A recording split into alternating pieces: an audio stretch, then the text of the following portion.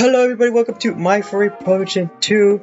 Welcome back. I don't know what part this is. My last time I played this game was May 17th, and only thing I remember that there was a beach scene, and that's it. And I think we're kind of exploring on her sister's planet, and now we're out of it, and now we're on some other person's planet, and this person discovered us. That's all I know. But before we do that, I have made a discovery 2 months ago. Was it August? No, September today. 2 months ago, I have made a discovery. There's a third one on its way, and what I discovered is a third one. This looks like a little gambling protogen. I hope there's gambling in the third one, but of course it says here the choice has been made, and now there is no turning back. They must find and stop him. The final chapter in the adventure of our heroes. Q4 of 2024. So it's either gonna release in October, between October and December. And I have wished this on my Steam, and I cannot wait to know what's the last chapter of my Furry Protogen 2. I completely forgot I even have this game, first of all. And I hope there's gambling involved, because this looks like a Protogen that's a gambler, a high roller. But yeah, I just wanted to point that out. We spent the next few days with Lance? I don't know. Who helped us with the search for the devices, staying overnight in our jet, so we wouldn't have to go back to the village. Juno asked if no one would lose him if he didn't come home for a few nights in a row, but Lance just waved it off, saying it was okay, and he was old enough to be gone for a few days. Lance was a nice guy, and Juno and I really enjoyed hanging out with him. He was genuinely interested in us in our jet, and enjoyed chatting with Pixie. When he first got on the jet, he almost jumped out of his skin when he heard Pixie's voice. As it turned out, Protogen, who had once been to these places and interacted with Lance, had not invited him to his jet. Most likely because Lance was a child at the time, so everything here was new and unusual to him. The more I looked at Lance, the more I felt a not-so-pleasant sense of recognition. Lance reminded me so much of myself that in some cases, it was even creepy. He was genuinely interested in all things he didn't know, asked Juno millions of questions, listening with rapt attention to the answers, and never mentioned a word about his village or his family, if he had any. He preferred not to talk about himself at all, switching all of our attention to stories about his planet and his people, in return receiving our stories about distant dark space. Lance wanted to travel and explore as much as I did. He was literally on fire for it, and every little event, unfamiliar word, or object held a childlike fascination for him. I suspected there was something behind all of this that Lance didn't want to tell us, just as I hadn't wanted to tell Juno. But I couldn't say for sure, nor could I ask directly such topics were too personal. And even if Lance and I had become great friends over the past few days, it still didn't mean anything yet. I was torn with conflicting emotions when it came to him. On the one hand, I liked talking to Lance. I liked getting to know him better, and he really didn't interfere with our search for the devices. He even helped us. He always woke up early with the first rays of sunshine obscured by clouds, and emerging from his assigned sleeping compartment in the very tail of the jet, chatted a lot with Pixie in navigation, sitting in the captain's chair. On the other hand, it seemed to me that by agreeing to take Lance aboard our ship, take him to the nearest station, we were doing something bad. Because of that, I kept thinking about how I could talk Lance out of it, how I could passively tell him that distant space was not a place where any ordinary creature from an underdeveloped civilization wanted to go. I told him what I already knew about the dangers of the Black Void, the planets that could seem like hell, but Lance never took my words as a warning. He asked for more, responding vividly and expressively to my stories. I felt both anger and sympathetic at the time, and I respected him for burning with his dream. And though it seemed wrong to indulge such a dangerous desire as space travel, I still wasn't in a hurry to get into an open argument and say outright that Lance didn't want it. Meanwhile, while looking for the device, I was getting better accustomed to the local climate, even if I still couldn't stand it. Seeing my displeasure and discomfort, Lance asked me about my planet, what it was like, what the climate was like, though I already told him he wanted to know more. About my civilization, about our everyday life, about beliefs and legends, about our language was like. Hearing my language for the first time, Lance even asked to learn to speak it a little, and in return, he tried to teach me his, but because of the difference in our articulation, apparatuses, as Pixie explained it all, we couldn't repeat the sounds after each other. Nevertheless, we still enjoyed trying, and we could talk a fair amount in our own language due to the devices. Juno got along great with Lance too, and sometimes looked at him with a lingering sadness, seeing him as Toshi. Oh, I completely forgot about Toshi, not gonna lie. I forgot that he was a character in this story. Lance was such a kind, open, and exquisitive guy. He was like a child, making me feel fond of him. Soon enough, Juno and I began to treat him like a little brother, even though he was taller and bigger than us. I wanted to protect him, to keep him from making mistakes, but I realized that I could not interfere in his fate and influence his choices. It would have been great to take him with us, traveling through space together, if I hadn't been for the mission. Juno and I had agreed to it willingly, and Lance still didn't know what artifacts we were looking for, or the danger behind it all. There was no way I'll let him take the risk, and Juno and I were careful not to tell him the whole truth. Lance never learned that my planet had been destroyed long ago, like so many others before and after him. His planet was still in danger, no matter how hard we tried to search for the devices. There were more of them on Weiler than on 01221M. Juno and I mutually assumed it was the matter of habitability. 01221M was lonely, and only beasts were its inhabitants. While here, in addition to the harsh climate conditions, there were also intelligent beings. Whoever was behind all this was trying to be as safe as possible, to take into account as all possible risks, and that was both rage-inducing and frightening. That we were dealing with was still a mystery to us. We went to war with the unknown, picking up bits and pieces of information and hoping for a miracle. Finally, our search was coming to an end. Having disabled the other devices, we headed for the last one. Juno had stocked up all the necessary equipment in advance to analyze the device's operation as much as possible, and had taken a few robotic assistants from the jet to have backup in case of anything.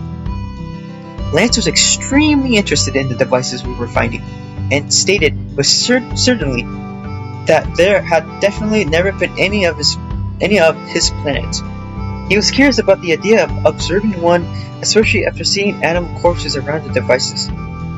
Ooh, that's weird. There were far fewer corpses on Wire 01221M, but we didn't know why. The device's range was also noticeably smaller, but the only way we could find out why is through intense research. When all the equipment was set up at the proper distance around the device, Juno suggested that Lance go back to the jet while we waited, but he asked to stay and spend time with us and watch us work. We didn't mind his company, though I thought it might be dangerous, but I didn't say it out loud. Soon Lance took us to one of the caves to build a fire and warm ourselves. From here, we could see the devices outside and surrounded by equipment, and Pixie was giving Juno all the news regarding to analysis. The three of us settled around the fire.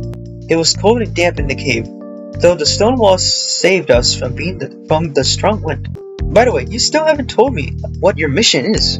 Why do you need these devices? Do you collect them or something? Juno and I looked at each other, silent, trying to think of a less intimidating answer.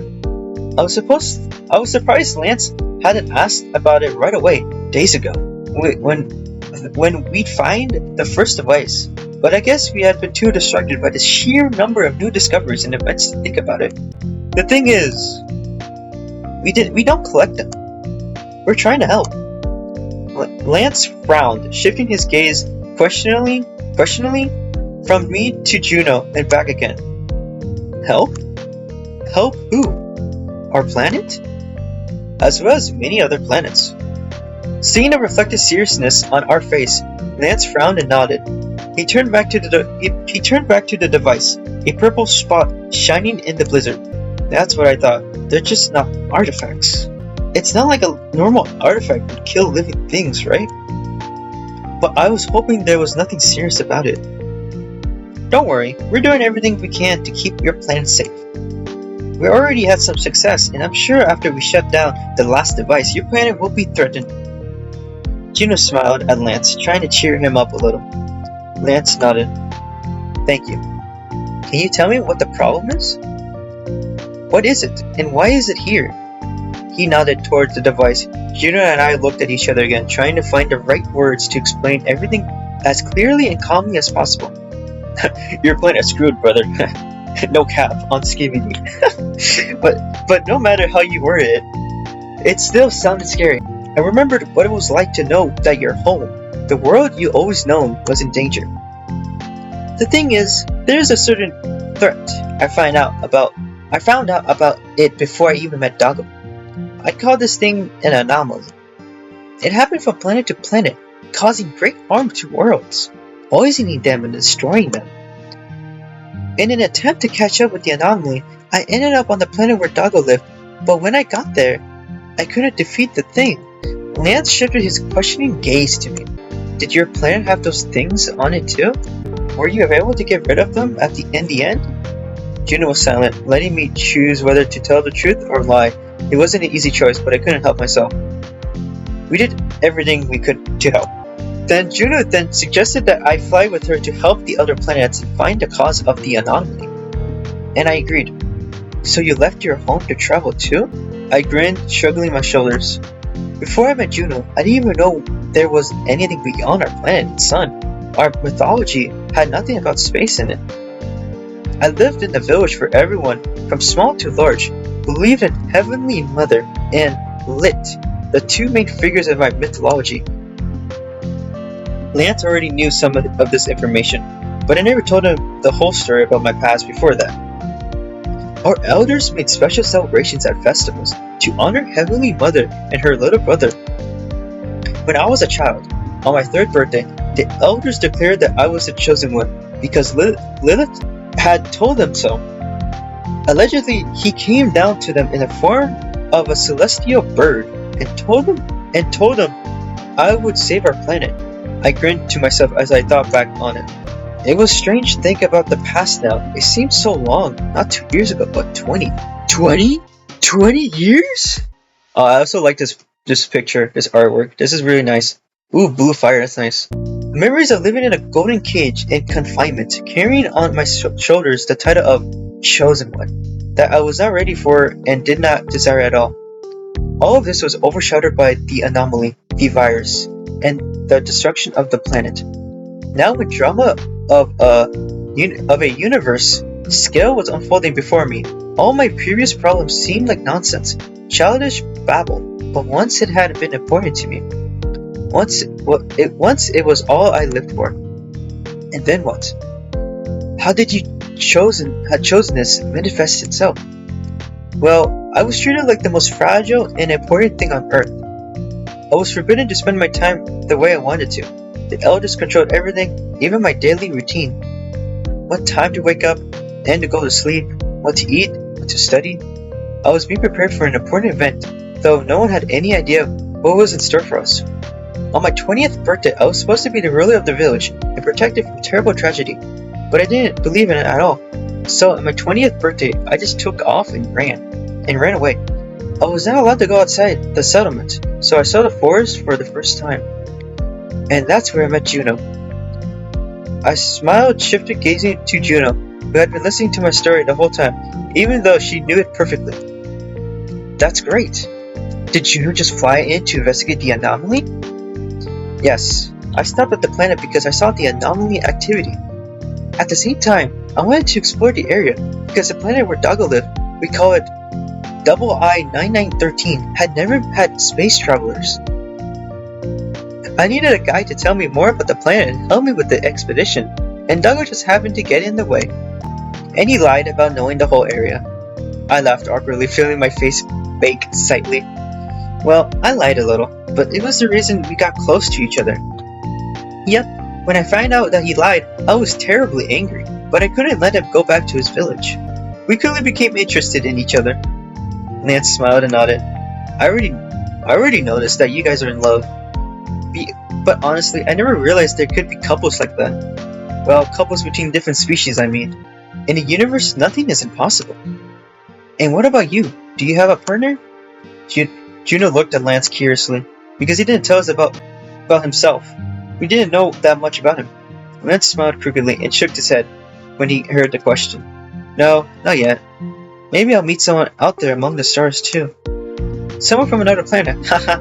We nodded, deciding not to push this topic any further. What about your legends and myths? Anything else you'd like to tell us? Besides Quaggas and Yargas? Yes, we have all sorts of myths. Instead of gods, we have spirits. Spirits were created by nature and the sky, and those spirits are our creators. Actually, we have many spirits. Jargas and Guag are just two. They sound like mice-singing monster creatures. Jargas and Guag, I don't know why, are just two of them. There are also these freaking names, bro. There's also Laria, the spirit of fire. Jostra, the spirit of the dead, who helps the living to cross the boundary between worlds. According to those myths, what happens to your people after you die? Well, everyone believes differently. Some believe that the dead also become spirits, only of a weaker order. They're called Yurts. Yurts help Yostra watch over the order of things in the world, the balance of life and death. Some believe that the dead go to Yrgir and live there, forgetting their earthly life. It all depends on the tribe. Some tribes believe that there is no death at all, and people just fall asleep forever. This is common in the south. They do not bury or burn the bodies, but build special ice houses for them, called gires. We don't do that, of course. My son believes that after death, we become spirits.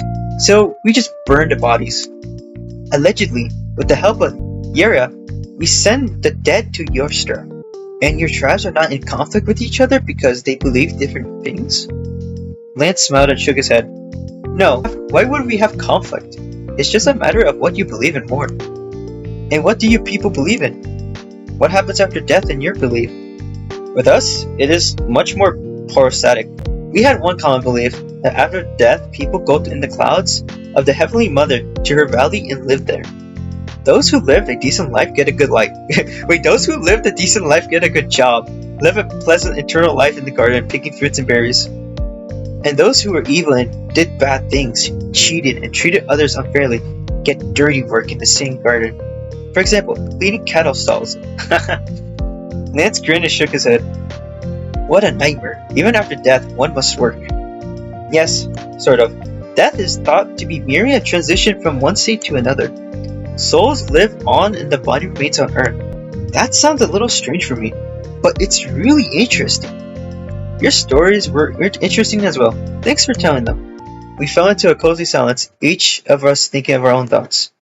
But like it usually happens, my thoughts were slowly getting more depressing, as I started to think about my parents and my home. I was woken up by Juno.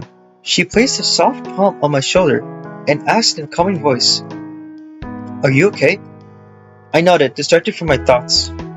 Yeah, just thinking about something. How's it going for Pixie? She's still collecting data. I think we'll have to wait at least a couple more hours. Lance, if you want, you can go to the jet and go to bed. There's no point in waiting for us. Lance nodded. He was already looking pretty tired. Yeah, I guess I better go. If anything happens, just contact me, okay? Juno nodded and told Pixie to bring the jet closer to Lance.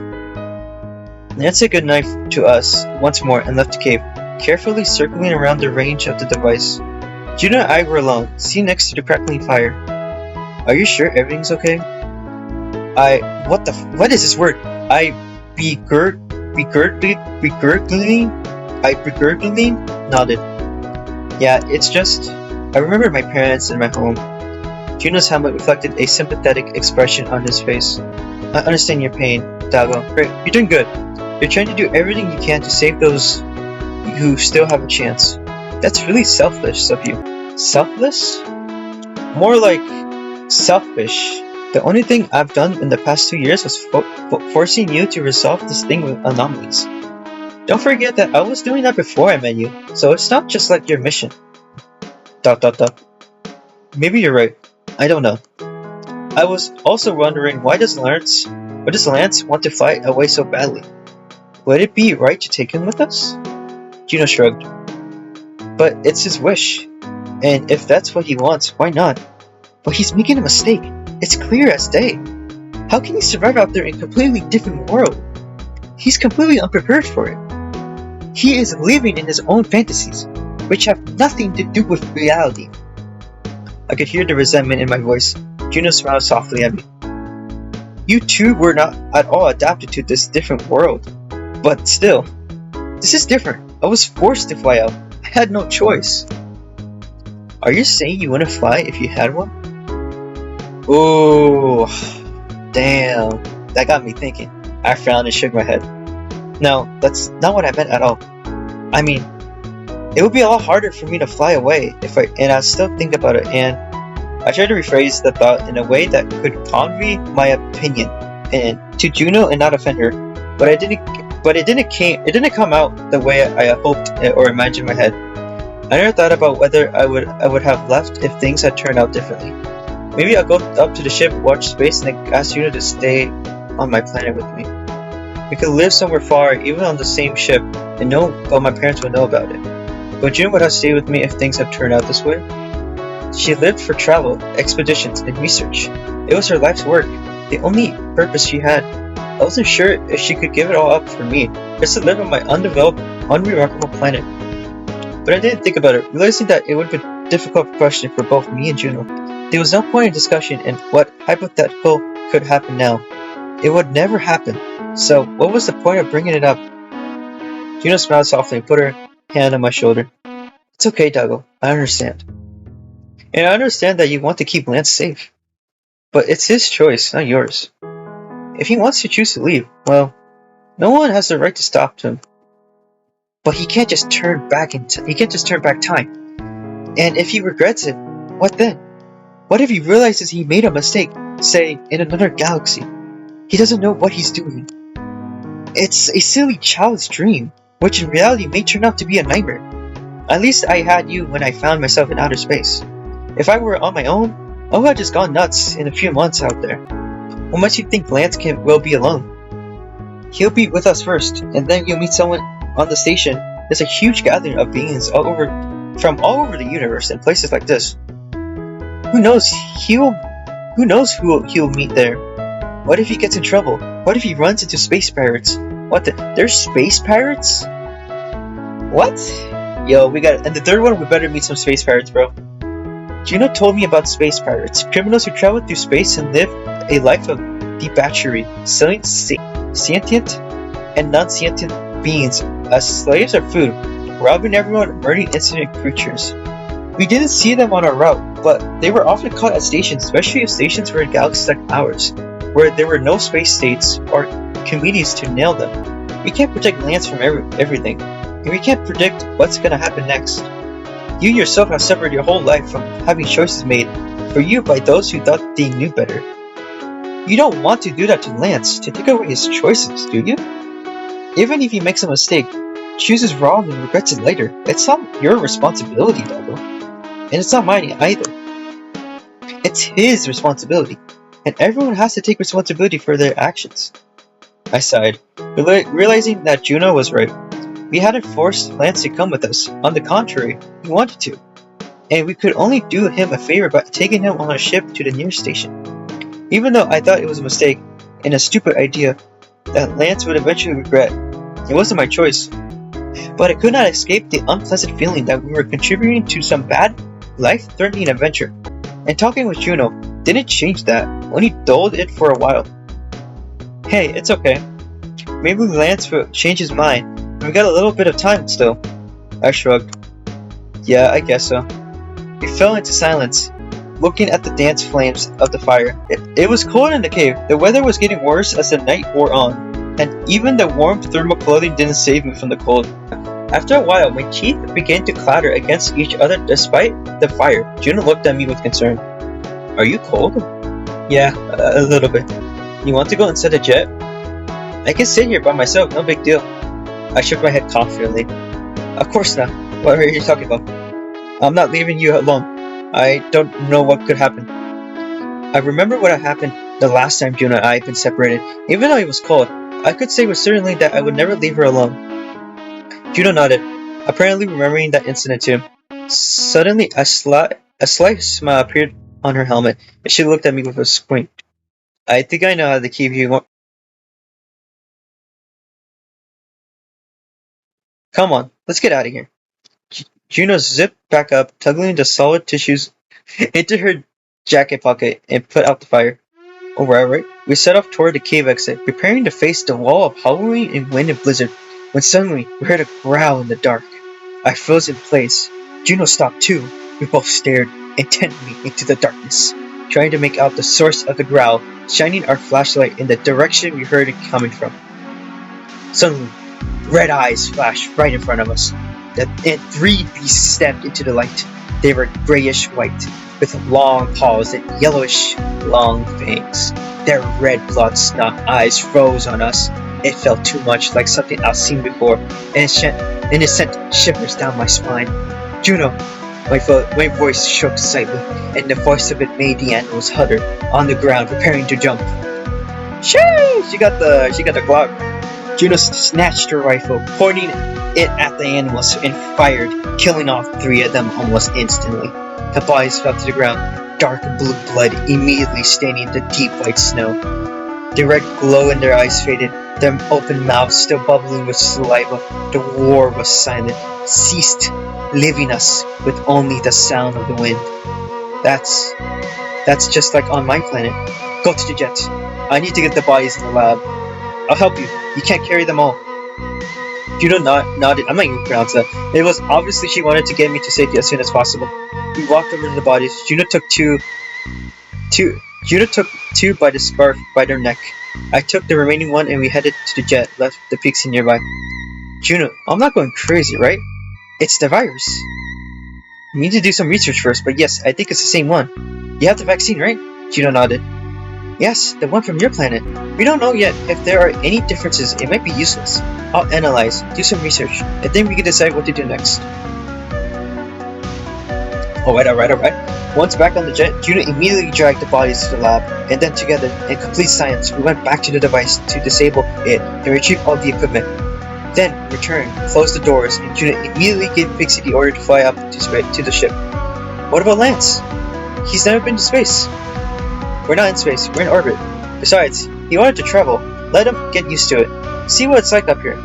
For now, I need my main lab.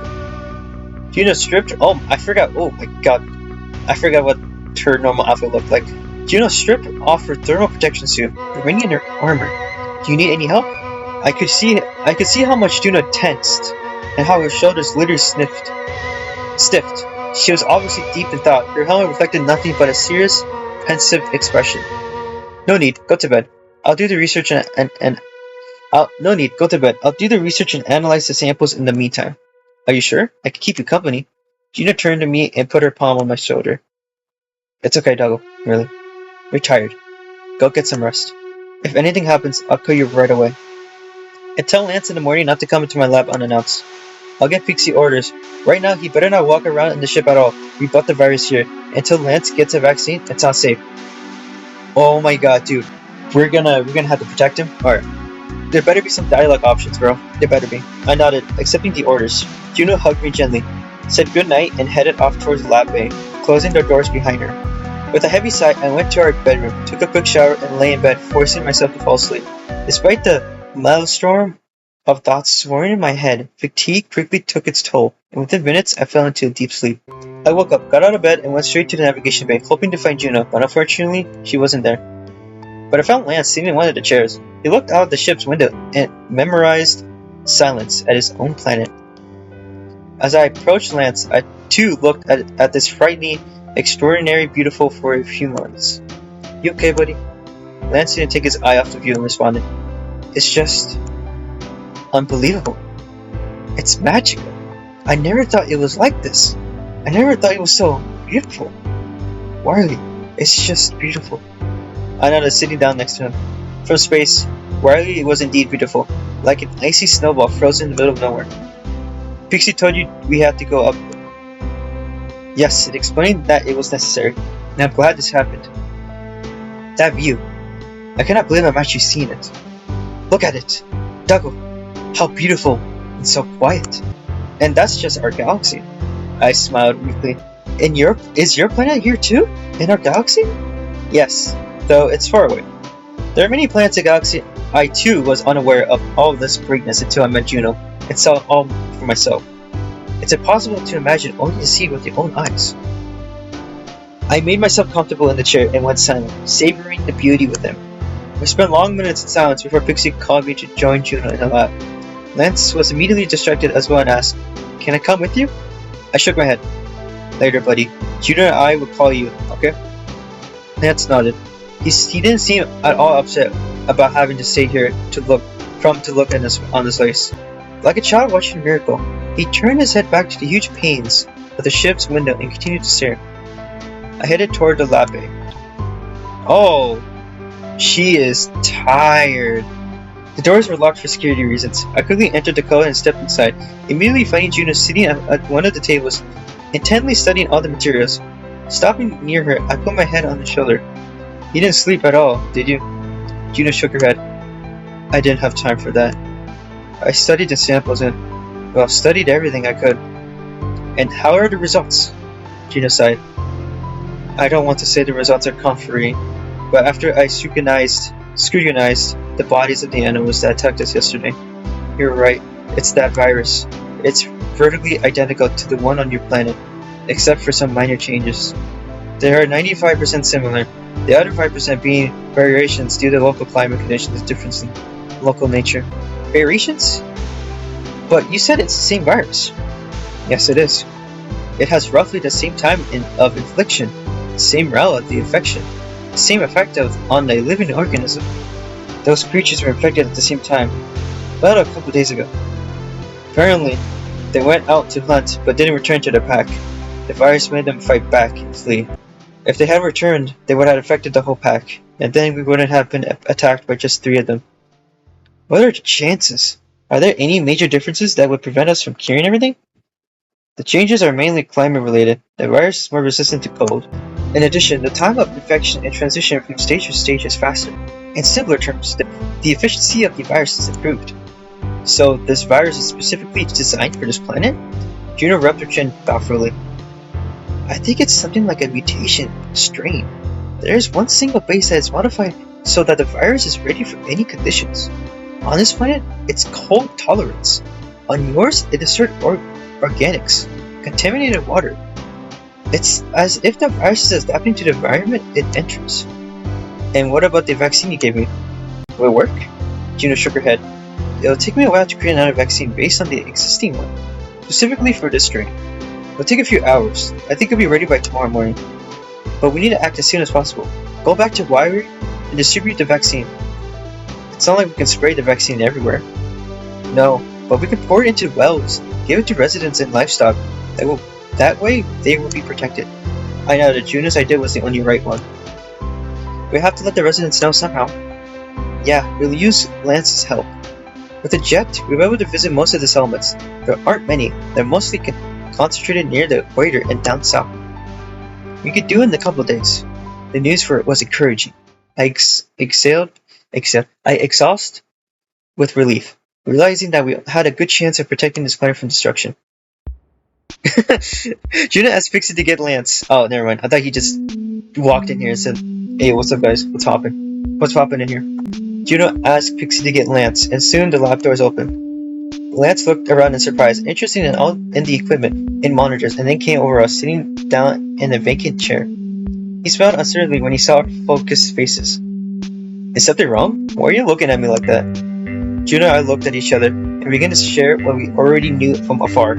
We told Lance about the virus and how it worked, the great danger it posed. Lance listened intently without interrupting.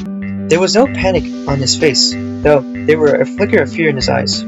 "And you want me to talk to the whole planet on your behalf?" "Yes, you're one of them. You're their representative. They believe you a lot faster than they believe us." "But what if they don't believe me? Maybe my home village and a few neighboring ones won't be a problem. We'll get along well with them, but the southern tribes? We don't have warm relations with them." Juno tried to hide her tired expression from the visor and said in a calm voice, "We'll have to try." If it fails, I will try to make the vaccine in the form of gas and spread it over the southern tribes. But there's a chance that its effects may be weaker. It would be better to take the vaccine internally, either by water or vaccine. Are you willing to help us? June and I looked at Lance, who still looked a little confused under our stern gazes. Of course, what kind of question is that? In my planet, of course I'd do everything to save it. Great, then you both can rest for now. Figure out what to say to locals and I'll work on a developing antidote. Are you sure you don't want to rest, at least for a bit? Gina shook her head and smiled softly. No time for that. I'll rest once we get this damn fire sorted out. I nodded, realizing that saving the planet was the priority right now. Lance and I walked out the lab, leaving Juno to her work. She's gonna make it, right? Lance looked at his planet with sadness and apprehension. I put my hand on his shoulder, patting him gently. It's gonna be alright, man. Juno will handle everything. Did she say... Oh god. Did she help your planet? Lance looked at me hopefully. She did as much as she could. My answer satisfied Lance. After speaking Pixie to heat up some food, we headed to the food bay, hoping to pass time to get some rest. All day, Juno worked on the vaccine, practically never leaving the lab. Lance and I tried to stay out of her way, spending our time talking. In the morning, as Juno had promised, the vaccine was ready, which was meant we could go down and begin our rescue operation. Lance got the vaccine first. Juno and I already had the antidote to the virus. As soon as he took it, we took the jet down to the planet. Oh my god, look at the houses! Holy cow, that's so cool! The first stop on our... I was thinking like huts, but no, these are actual homes. That's crazy. The first stop on our way was one of the most remote village. Small houses made of wood and brush, huddled together in the snowdrifts. The locals were busy doing their own things, working, tending livestock, looking after children. Once in the village, the first thing Lance did was to strike the large gong hanging in the middle of the main square. The loud sound echoed throughout the settlement, causing the inhabitants to stop with what they were doing. The local elders were the first to show up. Lance was the first to tell them what happened. After that, all the villagers gathered in the square, staring at Juno and me with fear, surprise, and curiosity, whispering among themselves. It was lucky that the locals of Wire knew the existence of alien life and had already encountered space travelers. Thanks to this, the reaction was far less extreme than it might have been. Juno and I tried to stay behind Lance, telling him what to say, while he explained in simpler language to his kin, and what happened. Of course, upon hearing the news of a terrible disease, the vaccine frightened the locals. They were distrustful of the story and became indignant, fearfully whispering among themselves. A loud rumble of voices filled the square. Some panicked, trusting in the spirits and asking for their protection. The dead body of the infected beast that Juno had taken with her had to be provided as proof. She pointed out the physical changes: the blood-filled glossed over eyes, the saliva frozen around its mouth, and the blackish blood seeping from its body. Such proof convinced the elders, and they told the locals to listen to us and take the antidote. We spent several hours giving the vaccine to everyone, treating the livestock and pouring the antidote into local wells. When the work was done, we were surrounded by a tight ring of locals, eager to talk, gaze at the sky travelers, and ask questions. But there was no time for that. We had to go to the next village, where the day had just begun, and we had to get everything done before the virus spread. When we got to the next village, we followed the same pattern. Lance would talk to the elders, convince them to listen, promising them the vaccine would do no harm, and then the people would gather in the main square and we'd do our job. Look, it's another one! In some villages, this process took more time, in others, less time. The hardest ones were the settlements in the south. It was difficult to reach an agreement with those inhabitants. The elders, when they saw a representative of an unfriendly tribe, they were reluctant to make contact and delayed negotiations. But in the end, they still agreed with Juno and I intervened, telling them how serious the consequences would be if they did not take the action in time. We were lucky that there were not many settlements on this planet, otherwise our rescue operation would have taken much longer. Inhabitants did not differ much from tribe to tribe, except for some attributes and clothing and difference in dialects. Otherwise, they were all alike, and the shared threat helped unite them. We traveled to Lance's village last, figuring out it would be the least of our problems. As we do, how much you think real estate would cost them to buy this? It's like $2 million right here. And if it was California and it started snowing, $2 million right here. As we approached the settlement, I noticed that Lance was visibly nervous, fidgeting in his chair, his eyes darting around nervously. It made me wonder what Lance had been hiding from us all this time. He had been with... Wait, is it the same thing as our character? Like he was selected as the chosen one? And he didn't want to be the chosen one? and then he left, and he was in the other village, and then he met us. Basically, the same thing that happened in the first game. Could be. Could be. It made me wonder what Lance had been hiding from us all this time. He had been with us for almost a week without telling us about his life even once. I wondered who was waiting for him in the village, or if anyone was waiting at all. But Lance had no time to meet his family, if he had any. Once in the settlement, he immediately went to the elder's house, discussing with him everything that just happened. Then in the main square, he announced the evidence what happened and urged everyone to take the vaccine. As expected, the locals believed Lance, and they were much quicker to listen to him than the other villagers. As soon as those in Lance's villagers finished taking the vaccine, we breathed a sigh of relief. We could finally head back to the ship and rest. Most of the villagers were still standing around, looking curiously at the celestial travelers who had arrived.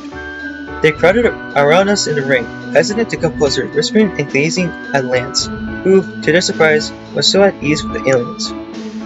It's actually nice here. Lance smiled crookedly. Yeah, it's a good village.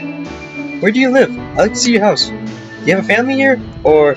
My question was interrupted by a ringing childlike voice from somewhere in the crowd. Lance, you're back! A little girl, very similar to appearance to Lance, ran out of the crowd, immediately ran to him, clinging to his legs and hugging him tightly. Lance froze in place, placed his palm on the girl's head and tenderly stroked her hair. Hey Yuki. Look at his face. We thought you were gone! Where have you been? Why did it take you so long to come back? Mother thought you were dead! The girl Yuki started to cry, sobbing loudly and hugging Lance. Juno and I watched in awkward silence, not knowing what to say or whether to intervene. I'm fine. Nobody ripped me apart, see? I'm alive and well. But where have you been? I was, doing a very important job, helping sky travelers with their mission.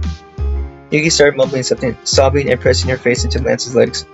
She was small and short, and I could barely estimate her age. She was probably around 6 or 7. Before Yuki could calm down, more children came running out of the crowd, all of them of different ages, but noticeably younger than Lance. 2 teenagers as tall as his chest. One girl a little older than Yuki. Are these children? Are these kids? No, are these kids? They also rushed to hug Lance, crying and scolding him at the same time. Hey, calm down. I'm fine, see? One of the teens, apparently second command after Lance, pushed him in the chest, looking at Lance with eyes wet with tears. Yar, do you have any idea what you're doing? How could you do that? Our mom was going crazy. She asked the hunters to look for you, and you were gone. Why didn't you come back and tell her you were leaving? How could you even have the guts to do that, Lance? Yar, I just didn't have time for this, that's all. I realized what I did was wrong. You're so stupid. Yuki sobbed again. Please don't fight. Gargle? Yar's right. Lance, it was awful. Shali, you went out for firewood and disappeared for several days. Guys, I get it. I'm telling you, there was no time, man. At the moment, a woman with a tired, crying face came out of the crowd. As soon as Lance saw her, he was silent, and eyes narrowed guiltily. What, Mom? Oh, Mom, never mind. Oh, there's brothers and sisters. Okay, never mind. Okay, I thought it was these children. I'm like, damn, he got freaky with one of the locals. The woman took a few steps toward him. The children around Lance immediately moved away, and the woman came face to face with Lance and slapped him. There should be like a red mark over there. Juno and I flinched at the action, not expecting it, and watching with open mouths. Lance didn't even flinch, lowering his head in shame, and then the woman immediately grabbed him in a tight embrace and sobbed his shoulder. Mom, I'm sorry. It just happened. I know it's my fault, that I did everything wrong. Lance stroked the woman's back as she continued to sob, clutching him in her arms. Gina and I watched in silence, turning away awkwardly every now and then to avoid staring. Finally, everyone calmed down and the woman wiped away her tears. I want to introduce you to my new friends. Lance turned to us and beckoned us to come closer. Hello. Hi. They are my friends, Juno and Dago. They are sky travelers. Juno is a protogen and Dago is a, and quote-unquote, human. Lance's entire family stared at us as if they just noticed our presence. Guys, this is my mom, Lydiara. My brothers are Yar and Gargle, and my sisters are Shali and Yuki. It's a pleasure to meet you all. It's nice to meet you. The woman, Lydiara, finally wiped away her tears. Ray. Hello, dear travelers. You can just call me Ray. Thank you for saving us. It's nothing. Don't worry about it. Hey, where's your fur? Hey, where's your fur? Do you even have any? Yes, but not where you expect it to be. One of their brothers, Gargo, looked at me thoughtfully. Lance grinned, remembering how he asked me the same question the first time we met. My species don't have fur. Oh, I see. Sorry for that. It's not a big deal. Doggo, Juno, would you like to join us for dinner? Hell yeah.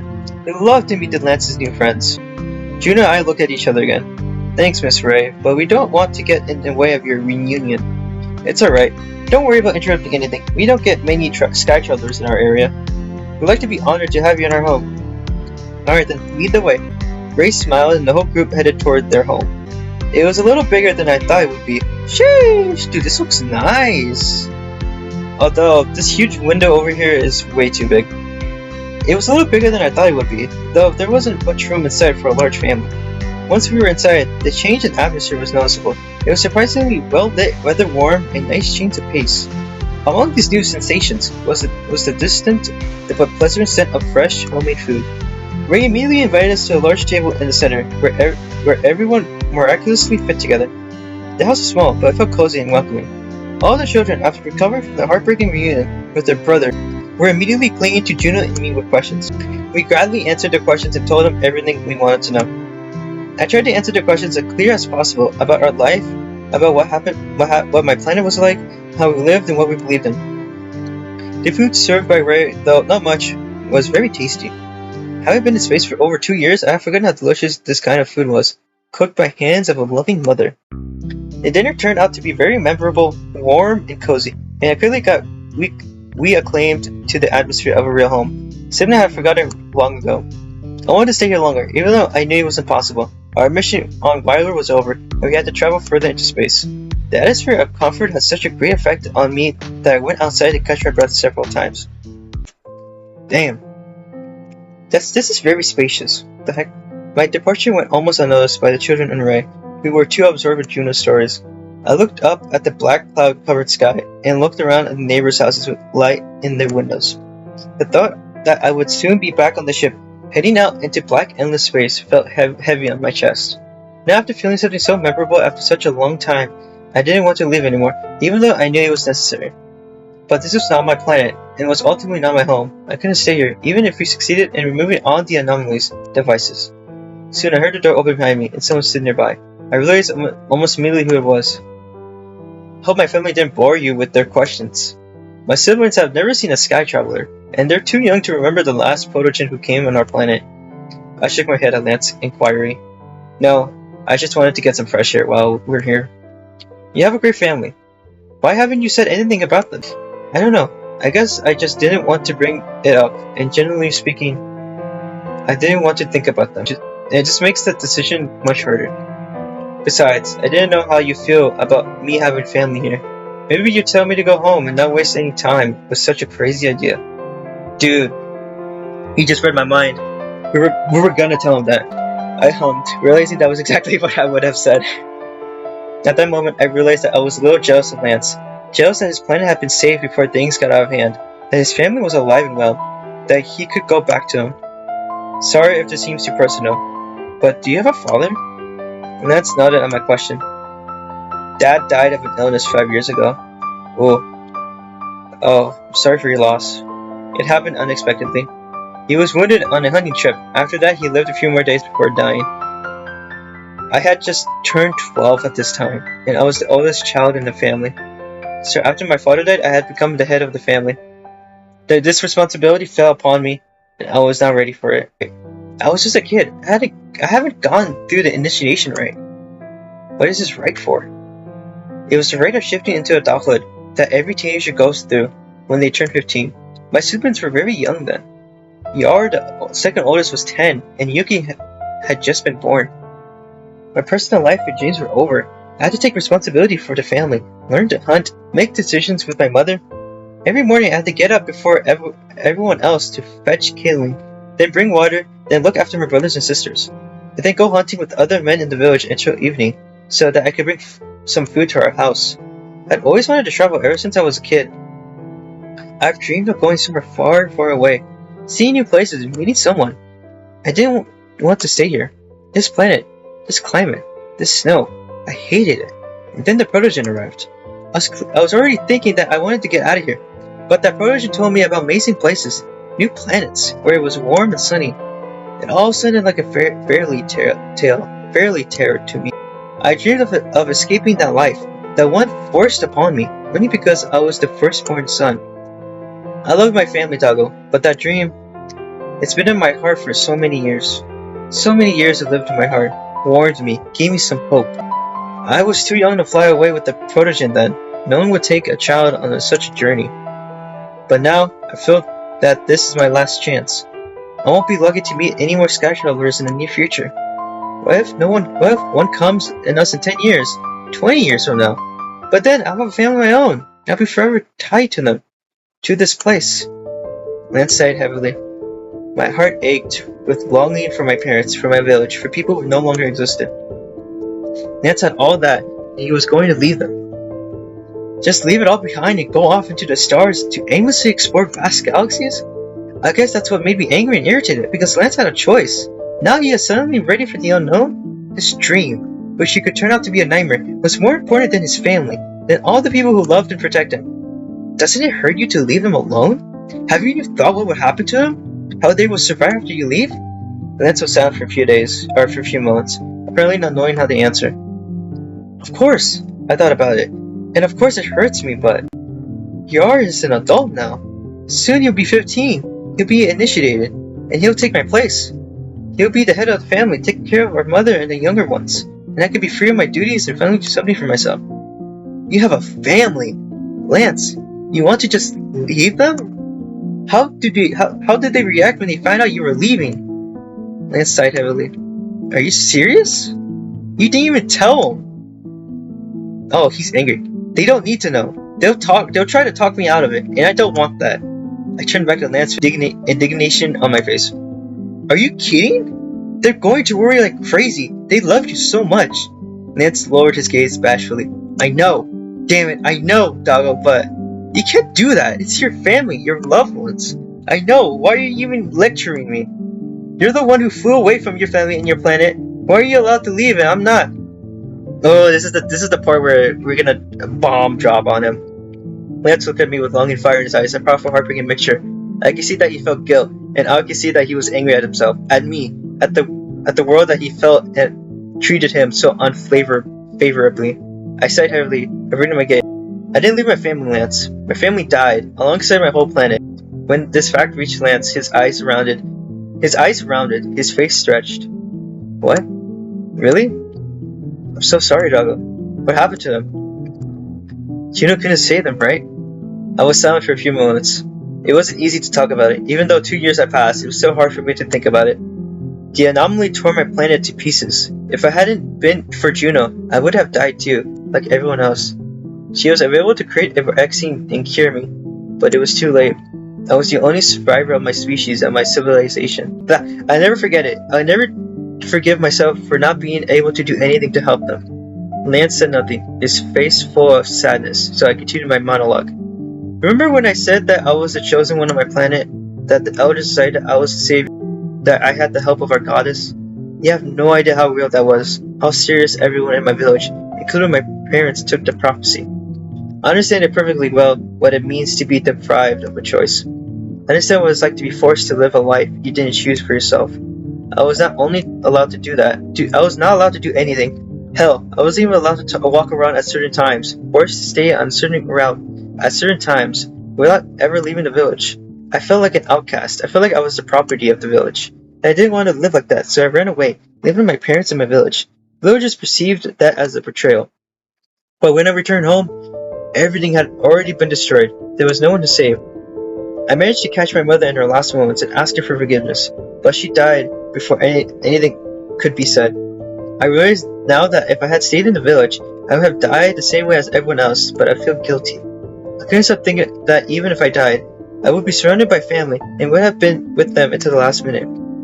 I can't get over it. I can't forgive whoever did this to my planet. I consumed with hatred and anger. Lance, that's why Juno and I are chasing the anomaly. I am not discouraging you from giving up on your dream, buddy. But if I had one slim chance, one in a million odds to see my parents again, I'll take it. I'll do anything to hold them again, to talk to them, just to see them one final time. Maybe you don't like life on this planet. Maybe you think that somewhere out there in another world, you'd be better off. But believe me, the longing for your family is overwhelming torture, and it will be drown out all other feelings. You might not be able to contact them again, and it's comprehensible to me how you choose that consistently. How you consistently leave your home and leave the ones you love. I stopped talking. Lance and I fell into silence. Both of us were about our own things. I realized that words sounded like I was talking Lance out of it, but I just wanted him to understand that sometimes dreams weren't worth chasing, if it meant giving up the ones you love so dearly. Sometimes a new life can be much scarier, worse than the one you were running from. I didn't regret meeting Juno. She was a ray of light in my life, my savior, my love. But more and more I came to realize that I would prefer to live with her on my planet, that I would prefer to be close to her to my family. It's a dream that would never come true, something that would never happen in reality. The door opened again and Juno stepped out. Oh, you're here. Is something wrong? The silence between us was so intense that Juno must have already guessed what we were talking about. It's okay. Just having a low chat. Yeah, we're discussing something about tomorrow morning. Tomorrow morning we have scheduled to leave the planet. I've called the jet. I'll spend the night in it near the village. We'll leave in the morning. Everyone is tired. We should get some much needed sleep. Yeah, good idea. I don't want to fly anywhere today. Lance remained silent, very deep in his thoughts. Lance, are you okay? You haven't changed your mind, have you? Tomorrow morning we'll be waiting for you at the north exit of the village if you decide to fly with us. We're leaving at dawn. We're right at dawn. At Juno's words, Lance nodded. Yeah, okay. I'll meet you at sunrise. Good night, friends. With those words, he turned and went into the house. Juno and I stayed outside. What were you two talking about? What did you say to him? I shrugged, told him the truth. Juno smiled softly, and we set off to the village toward the exit, where the jet was waiting for us. Discouraged him from flying away, but no, he just said it was a very hard choice. Sometimes giving up the past and moving into the future is what needs to be done for a better life. Lance is not responsible for his family, Dago. He's only 17. He didn't start the family or have kids to abandon them later. He's just as much as a teenager himself. But then he realized it was a mistake. It would be too late. What makes you think he'll think it was a mistake? I stayed silent. Juno understood my thoughts and didn't ask anything else.